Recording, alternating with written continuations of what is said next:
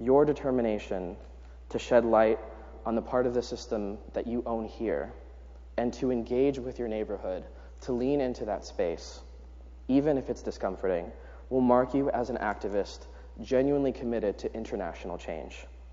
And that commitment is not just a message, it's a methodology. Thank you.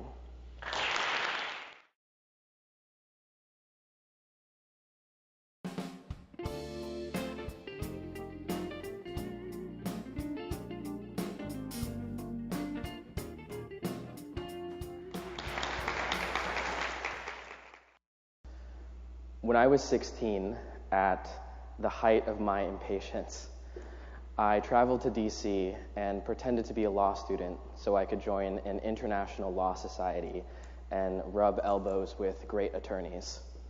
That's how I started learning about human rights and about all the moving parts of the international system, the UN, governments, and NGOs, and how they all work together to address complicated issues. When I turned 17, I started working in sexual violence. My first job was transcribing interviews of rape victims living in the Congo. That first interview changed my life. It was with a nurse who was representing a victim who died in her care, a 6-month-old baby girl. And it was one of those moments where you wake up to what isn't in your own world.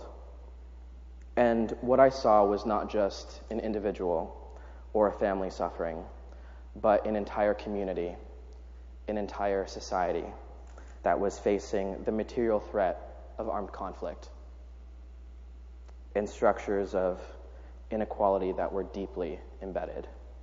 That was when I knew helping survivors would become my life's work. But it also hit me that I had no idea what kind of work would actually make a difference. I thought climbing the ladder of the international system was the only way to go about it, so that's what I did.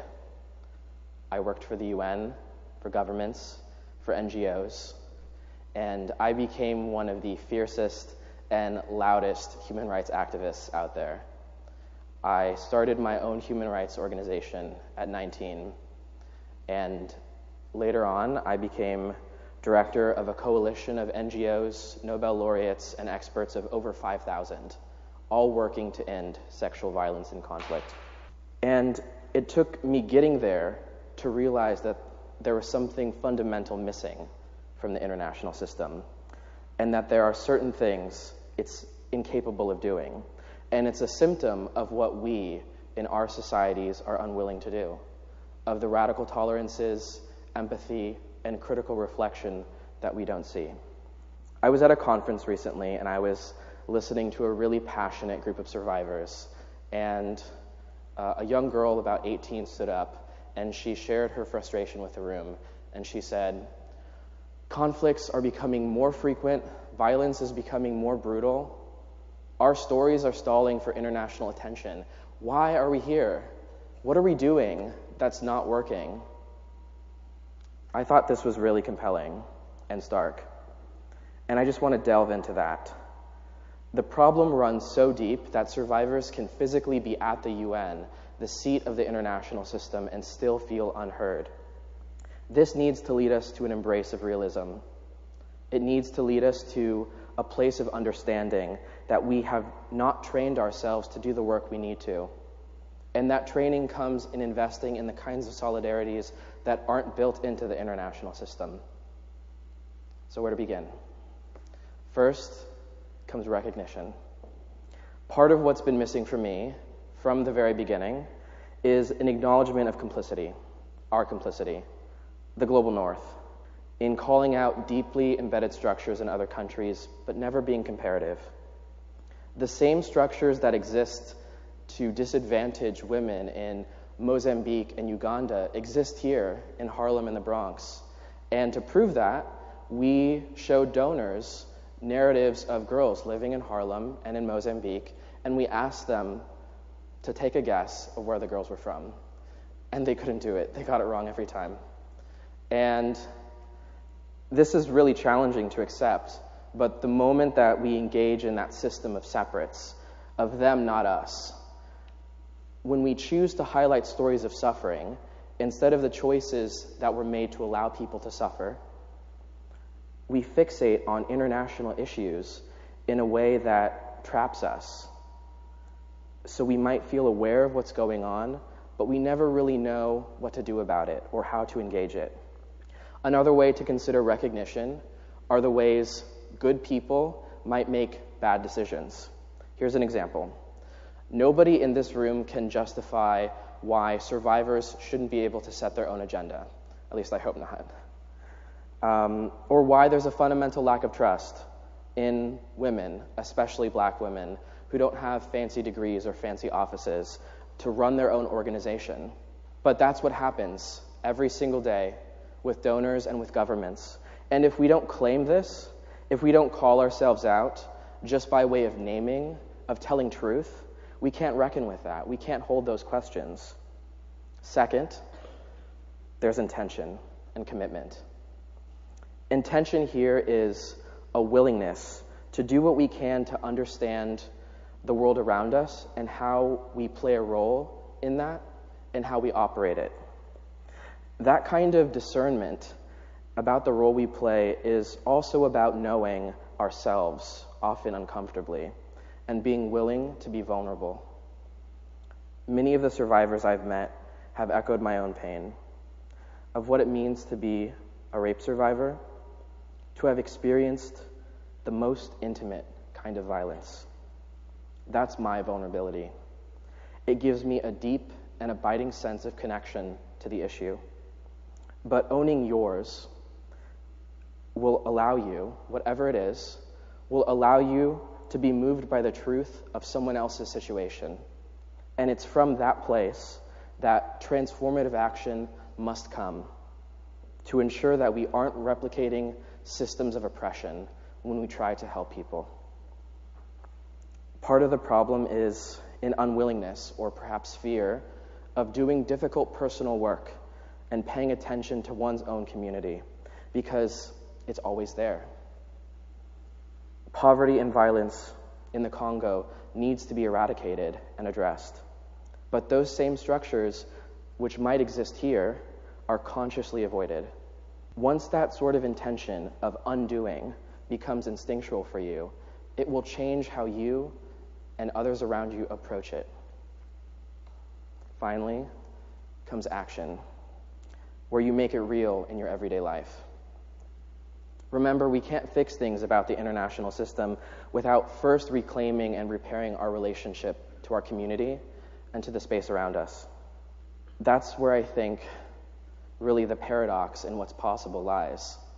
From the point of view of wanting to do work on international issues, it's to recognize, oh, I'm not trying to be a part of a larger system. In fact, we're trying to unbecome, to invest in communities, to invest in the imaginative excellence of local activists. That's our task. What's yours to do could be right in front of you, and in a small place that's much easier to see.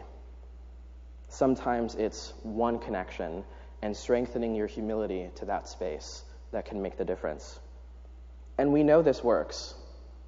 I know this works.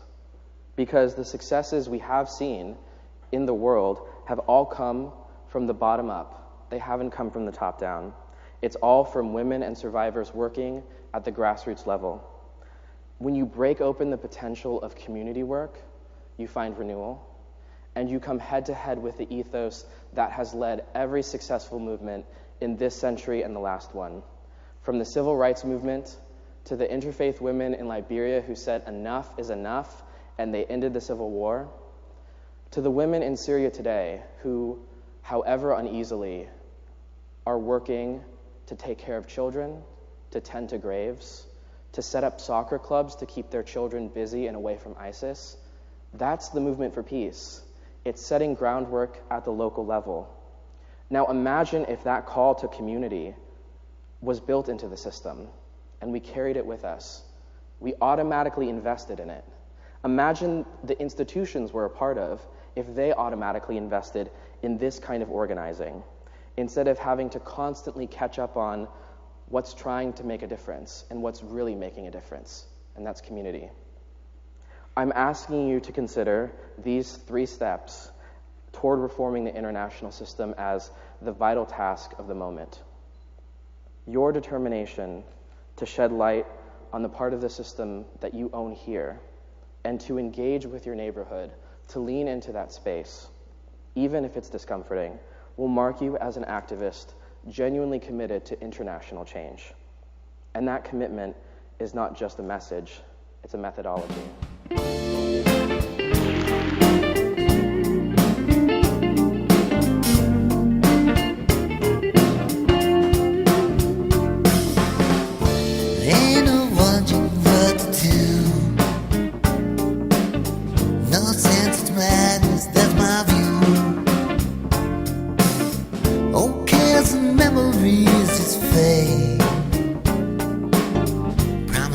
Fantasies have the claim. It's a lie, just repent. So it's a joke, it's right, the only way to go. This greatest show on earth. This greatest show on earth. Got this feeling, waiting for the rain. Old heart, can't complain. It's just the muse needs to cry. I just faxed a lullaby. It's a lie, just repent. So it's a joke, it's right, the only way to go. This greatest